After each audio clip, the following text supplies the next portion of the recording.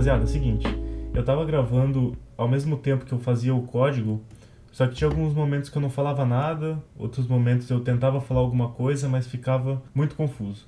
Então eu resolvi escrever o código aqui e passar por cima das principais funções e componentes e explicar o que elas fazem. Eu acho que assim fica mais didático do que eu ficar tentando gravar e codar ao mesmo tempo. Eu achei que não ficou muito legal, então eu vou passar agora para o código que eu escrevi dessa solução que a gente está desenvolvendo. Antes de passar para a próxima parte do vídeo, eu tenho que deixar algumas coisas bem claras aqui. Não é só porque você pegou alguma coisa da internet e fez um sistema em cima dessas informações que você pode utilizar isso, principalmente se você tiver interesse em monetizar isso, em ter lucro com isso. Então, assim, se você está fazendo alguma coisa que não é 100% sua, você tem que ir atrás dos termos de uso, daquelas diretrizes de comunidade e, quem sabe, até de um advogado para saber se você pode deixar aquilo público, se você pode fazer o que você está fazendo.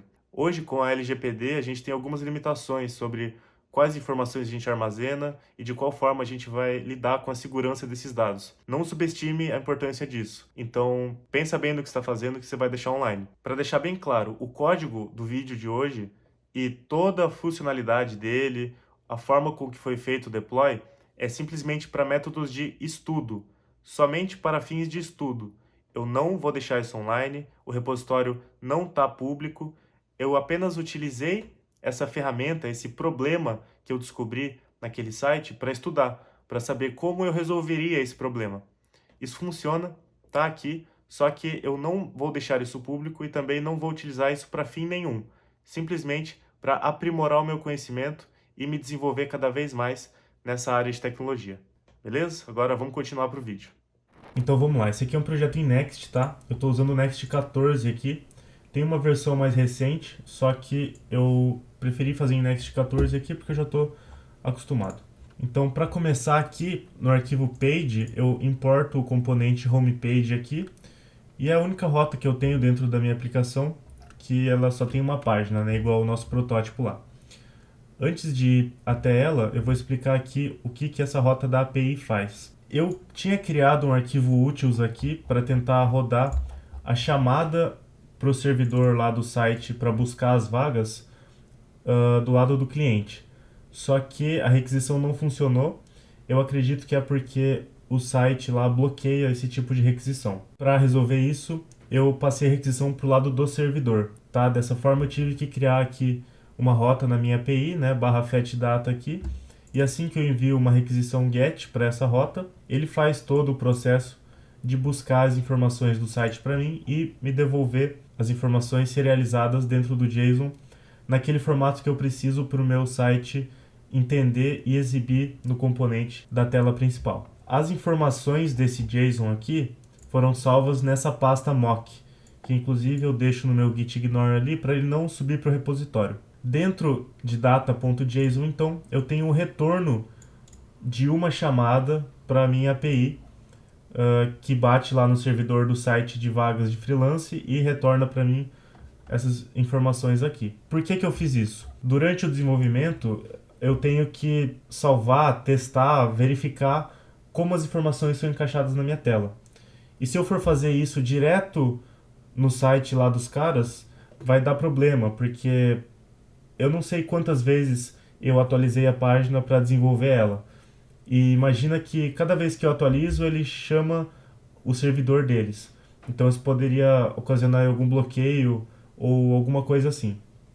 Para prevenir isso, no desenvolvimento a gente sempre utiliza arquivos que a gente chama de mock, né? Que é mock data. O arquivo está estruturado exatamente da mesma forma que a resposta da requisição.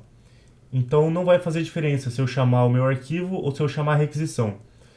Isso é muito importante porque se eu chamar o arquivo, ele vai funcionar. E se funciona com o arquivo, funciona com a requisição final, porque eles têm exatamente o mesmo formato. O arquivo layout aqui não tem nada demais, só tem o título do site aqui e a descrição é o link do meu canal. Então vamos lá para a homepage. Eu estruturo meus projetos em Next dessa forma aqui. Dentro da pasta de componentes, eu tenho a pasta Pages, que ela vai armazenar todos os arquivos de páginas do meu projeto. Se for um componente que é utilizado em mais de uma página, eu deixo ele na raiz aqui da pasta Components. Se for um componente que é utilizado só na página inicial, por exemplo, ou só em uma página específica, eu deixo ele dentro dessa pasta específica da página. Como a gente está lidando com a homepage aqui, eu gosto de criar um arquivo index para todas as pastas de páginas, né? Dessa forma, aqui no page, por exemplo, vocês podem ver que eu importo apenas a página aqui e ele já identifica que eu estou falando do index, né? E esse index, então, ele roda no lado do cliente, porque eu preciso usar o useState aqui e useEffect. Então, para que isso funcione, tem que ser do lado do cliente. E aqui eu tenho algumas funções, mas antes de falar disso, eu vou mostrar como que eu estruturei aqui o HTML, né? A estrutura do site. Da minha página principal, eu tenho essa section aqui, que engloba tudo. E eu tenho a Hero Section, que é esse texto que vocês estão vendo aqui, juntamente com esse botão, que é simplesmente um outro arquivo aqui, como se fosse um componente mesmo, que estrutura todo o meu texto aqui. Eu acredito que seja bem básico, não adianta eu ficar passando por cada CSS aqui. A única coisa que eu passo para esse componente é essa função para scrollar para a próxima seção. Essa função aqui ela vai simplesmente pegar o elemento com a ID filter section e vai rodar o scroll into view, né? Que simplesmente eu vou rolar a página para baixo. Então, quando eu clico nessa seta aqui, ele vai para baixo na minha tela, exibindo todas aquelas vagas lá que eu falei, que no caso estão vindas do meu arquivo JSON lá, o mock data que eu expliquei para vocês já a importância disso. Isso aqui é referente a esse botãozinho aqui que aparece, porque como são várias vagas, às vezes eu quero rolar lá para cima de novo, eu não tenho que ficar scrollando tudo, né? Simplesmente eu clico aqui e ele já funciona. E ele também só aparece quando esse elemento aqui está visível na tela, né? Porque não faz sentido eu rolar para cima aqui, sendo que não tem nada lá em cima. Depois disso eu tenho o Filter Section, que recebe mais alguns parâmetros aqui, mas o que ele faz é simplesmente adicionar esse texto aqui, adicione um filtro. Aqui eu tenho um input, uma mensagem dizendo que eu tenho que apertar Enter para adicionar um filtro, e me mostra também quantos resultados foram encontrados para a vaga ou para o filtro, né, que eu estou aplicando naquelas vagas de freelance. Isso funciona da seguinte forma: essas funções que eu passei aqui são simplesmente para controlar os filtros que aparecem. Então eu tenho esse data aqui, que é as informações de todas as vagas que eu tenho, que vai armazenar o valor disso aqui, do tipo opportunity. Então, eu criei essa interface aqui e deixei ela global dentro da pasta types, justamente porque essa interface é utilizada em mais de um lugar no meu código. Se fosse utilizado só nesse arquivo aqui, eu simplesmente criaria aqui em cima a interface. Como ela é importada em vários lugares do código, eu criei ela nessa pasta types aqui e exportei para que assim fique tudo centralizado, né? Tudo mais padronizado possível. Aqui eu tenho o título, price, todas as informações que eu preciso e os seus respectivos tipos, né? Que no caso são só string. Então esse data aqui ele vai armazenar um array de oportunidades, certo? Depois eu tenho esse filter aqui. A variável filter ela armazena o valor atual do que eu escrevi no meu input. Simplesmente o que está escrito aqui vai para a variável filter por meio dessa handle set filter aqui. Toda vez que eu escrevo alguma coisa no input, ele roda isso aqui e define o filtro para o que está escrito no input. Agora, esse filters, ele é diferente. É um array de string. Então, isso aqui serve para armazenar todos os filtros que eu adicionei nas vagas que eu estou procurando, né? Literalmente o que eu quero filtrar. Então, quando eu digito teste aqui, por exemplo, e aperto Enter, ele vai aplicar esse filtro nas vagas disponíveis e vai aparecer aqui embaixo. Todos os valores que aparecem aqui embaixo estão armazenados dentro desse array de string aqui. Beleza? Então, por exemplo, se eu digitar prog aqui para programador ou programação, ele vai filtrar e vai dizer que ele encontrou 6 resultados. E se eu adicionar design aqui, agora o meu array ficou maior, né? Agora ele tem 2 índices, seria prog e design. Quando eu clico aqui, ele vai remover o item que eu quis remover, né? Isso funciona assim. Eu tenho aqui o handle delete filter, que seria para remover ele. Então eu simplesmente itero pelo meu array de strings e se o valor que eu quero deletar estiver dentro do meu array, eu vou remover ele. Para adicionar o filtro é a mesma coisa. Eu vou adicionar a string que eu quero dentro do meu array de strings. E esse setFilter aqui serve simplesmente para eu limpar o meu input aqui. Então, se eu digitar prog de novo, ele vai adicionar o filtro ali embaixo, aumentar o número de resultados, porque agora filtrando por design, prog ele tem mais resultados, né? E vai limpar o meu input. Esse scroll to top aqui é uma variável booleana que vai controlar se a seta ali embaixo aparece ou não. Isso aqui é feito por meio de um useEffect, com essa handle scroll aqui, então ele vai controlar se a altura do meu scroll é maior do que o tamanho da tela.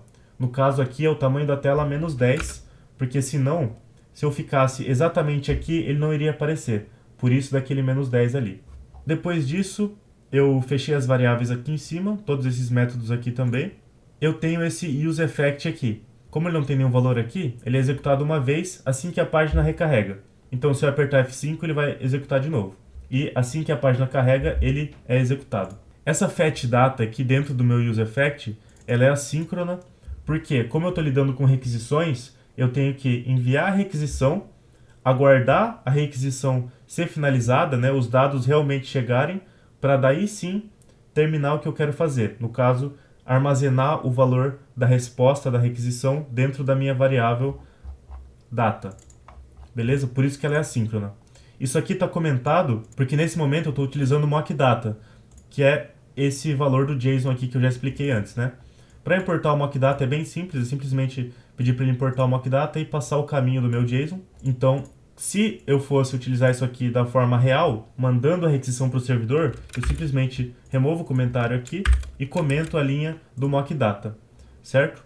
Ele vai dar um erro aqui, mas é simplesmente porque eu estou importando o mockData sem utilizar. Então, para tirar o erro só, eu posso comentar essa linha também. Dessa forma, o que acontece? Eu defino a variável constante aqui, response, como um await, porque ela é assíncrona, e eu vou executar um fetch na minha API. Então, API barra fetchData, que é aquela requisição que bate no servidor deles para pegar as vagas de freelance e depois eu armazeno isso dentro de opportunities, né? Eu pego a response disso, .json, e armazeno em opportunities para daí sim eu salvar isso no meu data.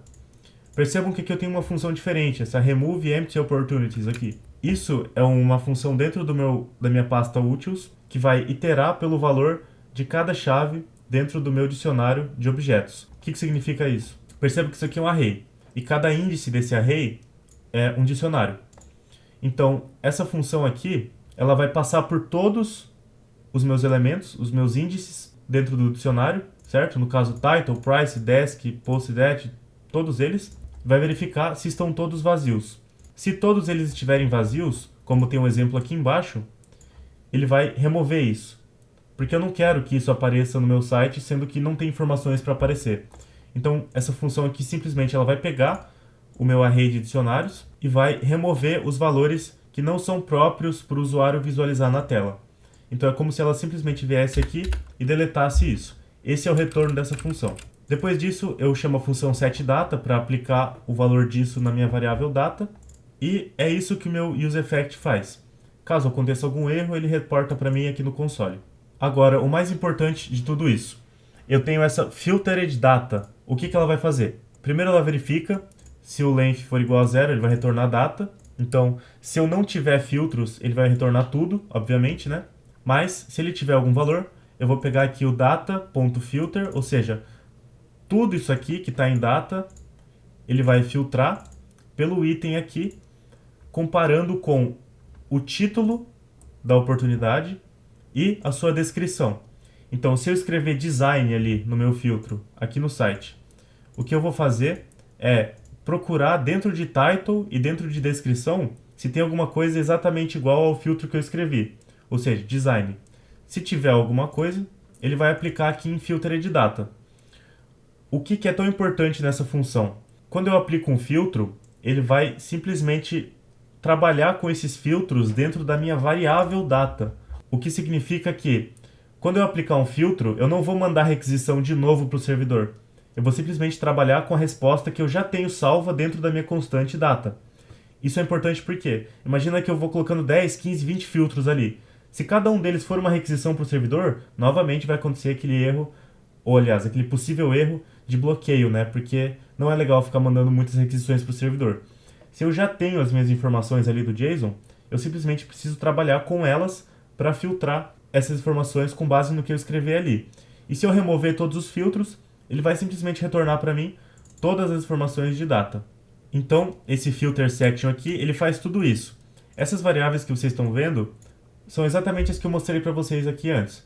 Eu só achei melhor deixar assim, separado entre Hero Section, Filter Section e Opportunity Section, porque a minha homepage está mais organizada. Então, se eu quiser trabalhar editando isso aqui, eu vou vir na homepage, vir na Hero Section e editar só o que eu preciso. É importante que a gente deixe tudo muito bem organizado e separado. Então a Hero Section tem informações unicamente da Hero Section e assim por diante. É por isso que a gente separa dessa forma. Então o Filter Section aqui eu recebo o filter, handle set filter, handle key down e assim por diante. Aqui eu tenho aquele texto, o input. Toda vez que eu altero alguma informação no meu input, né, rodando a função onChange, eu adiciono o valor que eu escrevi naquela variável filter. E quando eu apertar qualquer tecla, ele vai executar o onKeyDown aqui, que se a tecla que eu apertei for Enter, ele vai adicionar o filtro naquela função aqui que eu já expliquei para vocês. Depois disso aqui eu tenho só um texto aqui dizendo para ele pressionar Enter. E aqui eu pego o tamanho do meu filtered data para contar quantos resultados foram encontrados. Aqui eu tenho o filter badge, então, que é isso aqui. Esse quadradinho verde com o ícone X aqui para remover é o meu filter badge. Então aqui é simplesmente uma div com o fundo verde, com o valor dela, no caso o valor do filtro ali, e um ícone X que quando eu clicar nele ele vai executar a função onDelete, que seria para remover aquele valor do meu array de strings, né, que armazenam os meus filtros. Essa função aqui .map, ela lida com isso. Ela vai iterar por cada valor dentro do meu array de strings e para cada um deles eu vou pegar o item, né, ou seja, o conteúdo daquele índice e o index dele, que é também um índice, né, para que eu consiga adicionar nessa variável key aqui. Cada item dentro de um .map ele precisa de uma key única, que no caso aqui é o índice, né? Então ele respeita aqui o valor, né, o conteúdo do meu array de strings. Se eu clicar aqui, ele vai excluir. E os resultados foram menores, justamente porque dessa vez eu estou mandando a requisição lá para o servidor deles, por meio dessa resposta aqui da chamada para minha API, que bate no servidor deles e pega o retorno das informações. Para finalizar, a Opportunity Section aqui, eu vou passar simplesmente o Filtered Data, que é aquilo que eu já expliquei também, que são todas as oportunidades. Se eu não tiver filtros, ele retorna tudo, porque não tem filtro. E se eu tiver algum filtro aqui, ele vai executar toda aquela lógica de filtro e vai me retornar apenas os valores condizentes ao filtro que eu apliquei. Aqui eu também uso um .map, certo? Que vai renderizar esse Opportunity Badge aqui para cada uma das oportunidades. Então aqui eu passo o título, price, descrição, todas as informações que eu preciso, que também são as mesmas dessa daqui, para daí sim mostrar na tela para o usuário. Então aqui eu tenho o fundo branco, eu digo que é um link, né? Ou seja, se eu clicar em cada uma delas, ela vai executar a chamada para o link específico para essa vaga, né? Desenvolvimento de uma plataforma de telemedicina, no caso. E aqui é uma estilização bem simples, eu tentei deixar parecido com esse site aqui. Então eu tenho a data, quando que foi postado, quantas pessoas já aplicaram para a vaga e assim por diante. Só que, diferente do site aqui, eu tenho a opção de filtrar agora pelas vagas que me interessam. Essas informações aqui de motion.div e animate presence é simplesmente para rodar essas animações aqui, por exemplo, esse fade in do botão aqui. E também quando eu altero os valores aqui, vocês podem perceber que tem uma pequena animação rolando aqui, só para deixar o site um pouco mais fluido. Então agora que a gente tem o nosso software criado aqui, está funcionando na nossa máquina, vamos passar aqui para as próximas etapas, que seria criar repositório, e eu também vou fazer o deploy dela. Então, fazer deploy.